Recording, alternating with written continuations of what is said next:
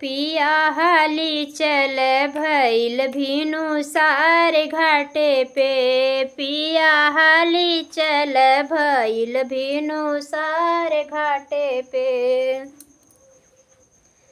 चुनरी पहिनेली हुरुक धन रुक, लाली अम्हावर लगावै से न चूक।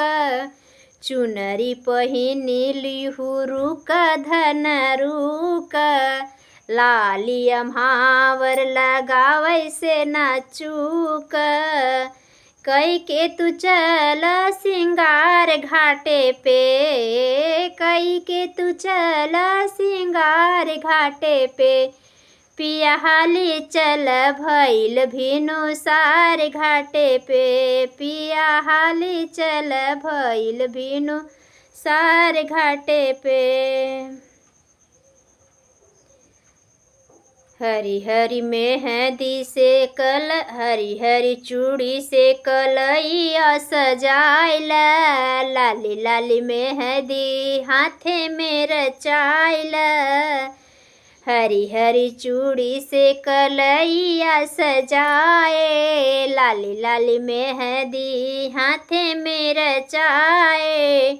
टिकवा लगाई बैली लार घाटे पे। टिकवा लगाई बैली लार घाटे पे। पिया हाली चल भइल भिनु सार घाटे पे। पिया हाली चल भइल भिनु सार घाटे पे। माई के बुलाव हमरे भाभी के बोलाइला। माई के बुलाव हमरे भाभी के बोलाइला। अगल बगल वाली सखिन के बोलाइला। अगल बगल वाली सखिन के बोलाइला। सासू के बोलौबै जेठानी के बोलौबै। सासू के बोलौबै जेठानी के बोलौबै।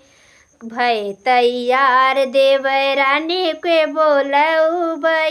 भई तैयार देवरानी के बोलौबै। सखी सब करे इंतजार घाटे पे। सखिन सब करे इंतजार घाटे पे। पिया हाली चल भइल भिनु सार घाटे पे।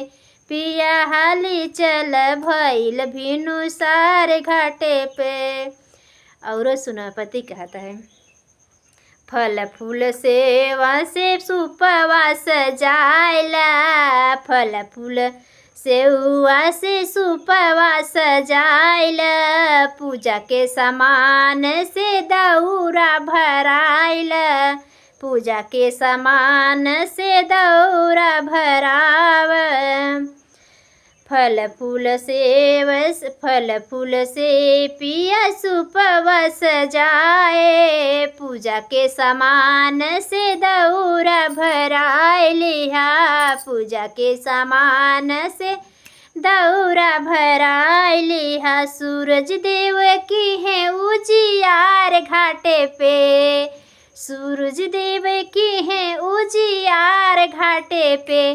पिया हाली चल भइल भिनु सार घाटे पे। पिया हाली चल भइल भिनु सार घाटे पे। बोलो छठी मैया की जय। ऐसे प्यारे प्यारे लेटेस्ट वीडियो के साथ फिर मिलते हैं। तब तक के लिए जय माता दी। आप लोग हमारे चैनल प्यार दुलार सपोर्ट भरपूर देना। जय माता।